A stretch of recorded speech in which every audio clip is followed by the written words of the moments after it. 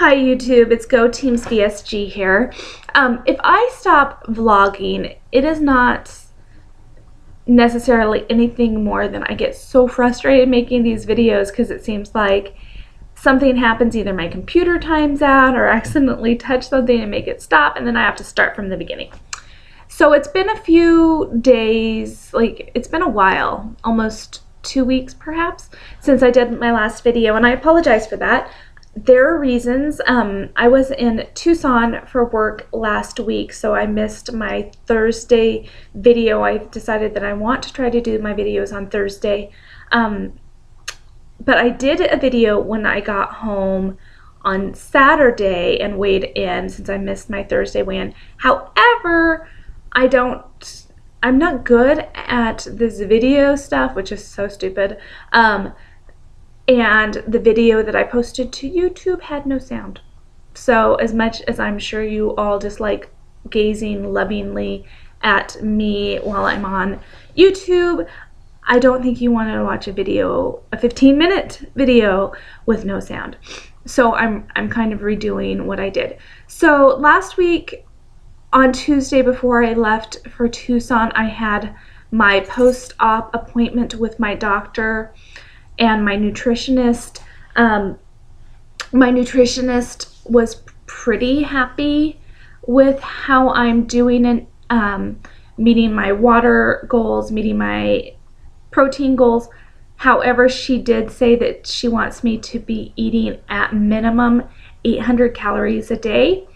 Met with the doctor. He was happy with how my incisions are healing, and he gave me leave to start swimming today. It was actually 7 days from the date of the appointment. That's today. Yay! Because it's like 100 degrees in Phoenix and I have a pool that I haven't been able to use, so I'll be looking forward to using that. What else about that meeting? I talked with my nutritionist quite frankly about what I feel about the pureed diets, which is, I think I've told you, I hate the pureed.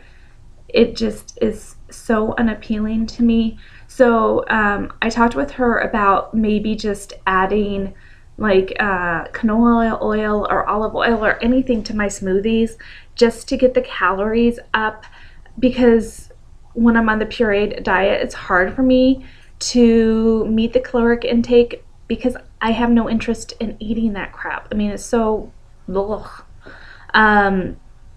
And she said that was fine. I did a better job at meeting the caloric intake in Tucson because I was bad. Let's face it, I was bad. If you're familiar with Tucson, you know that they have a chain of restaurants called E.G.'s, and E.G.'s does like deli sandwiches, like submarine type sandwiches, and then they also have a product called an E.G., which is similar to a Slurpee or an Icy, but it's a little bit finer ice particle, and then it's got some small chunks of real fruit in it. So while I was there, I actually had 2 E.G.'s, pina colada smalls, super high in sugar, I'm sure. And then another night I was super bad. I went to Schlotzsky's, which was right next to my hotel, so that I could get some sort of a soft soup to work for my pureed, which I did. But they also had mini Cinnabons, and that just sounded really good. I'd had a very long day at work. I was facilitating a meeting, and honestly by noon that day I was mentally spent.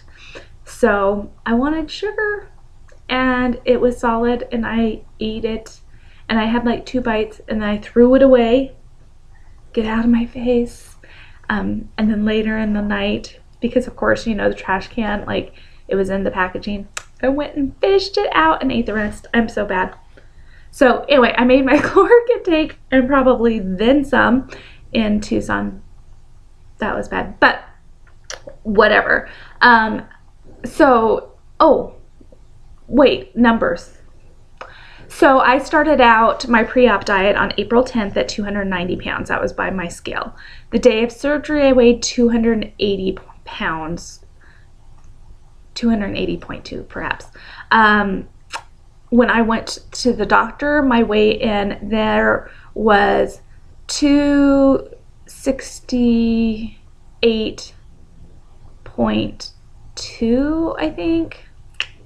So what is that? That's like 11.8 pounds from day of surgery, 21.8 pounds from pre-op diet. When I weighed myself on Saturday after I got back from Phoenix, I weighed 264.8 for a total loss for my pre-op weight of 25.2 pounds. I'm going with my scale because my doctor is throughout the Phoenix Valley area, and so I could go to an appointment in Peoria, I could go to Glendale, I could go to Tempe, I could go to Scottsdale. So needless to say, the scales are never the same. So I'm going to stick with the scale that stays the same. So that's great, 25 pounds. I can see it, like my shirts are getting bigger, my pants are fitting looser, my boobs are withering away. They're still huge, but they're withering away. What else? So I continue to be a little bit tired, and I realized that, well, there's several reasons. One, my body continues to heal from the surgery. Two, I had been only eating 300 to 500 calories a day. I'm trying to reach the 800. I'm not really counting calories a whole lot. I'm just trying to eat and get stuff in and be mindful if I'm not getting enough in. And then the last thing is I did a really horrible job reading the supplemental information about post-op, and I kind of missed,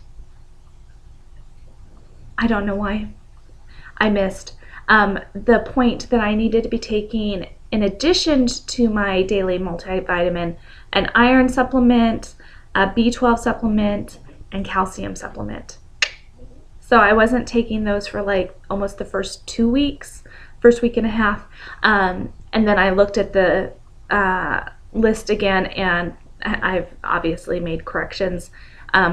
So maybe it was a little bit anemic. B12 obviously helps with energy levels. So that's on track. I'm still feeling tired. I get tired a lot easier than I did before. It is what it is.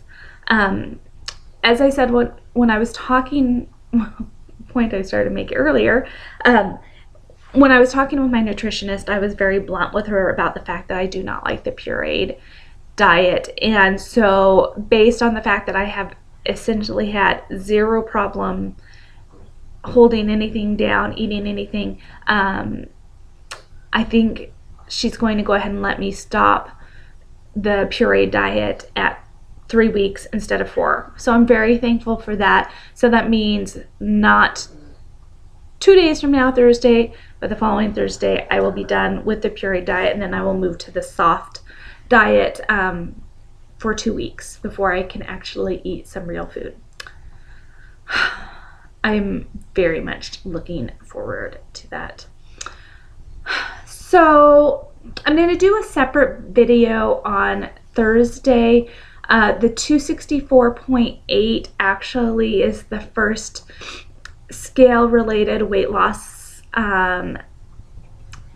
benchmark that I reached, which was when I moved to Phoenix. I weighed approximately 265 pounds, and then I gained 25 pounds. So I am back to the weight I was when I moved to Phoenix. So that's awesome. So I have rewarded myself appropriately with a non-food reward, and I'll show you that on Thursday. I also want to show you the supplements I'm taking. It seemed like there was something else I wanted to show you. Anyway, I'll talk about that on Thursday when I do my weigh-in.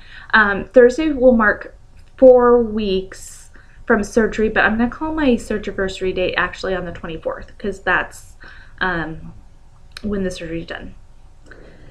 So yeah, I think that's it for now.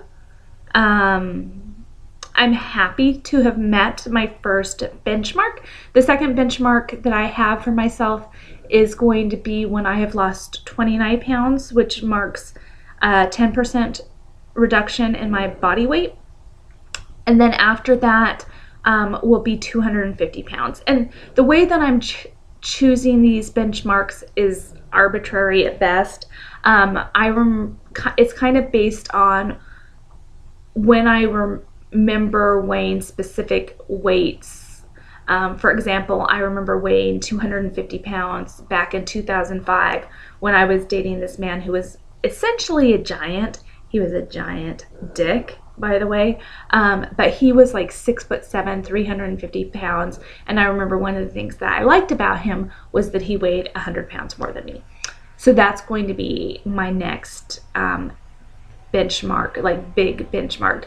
29 pounds, you know, 10% of my body weight. That's a huge accomplishment when you weigh 290 pounds. So yeah, I'll be looking forward to those. I'm at 11 minutes. This is a long video, but I've been gone a long time. Anyway, that is all I have for this evening. So until I talk to you again, go teams. Have a great night.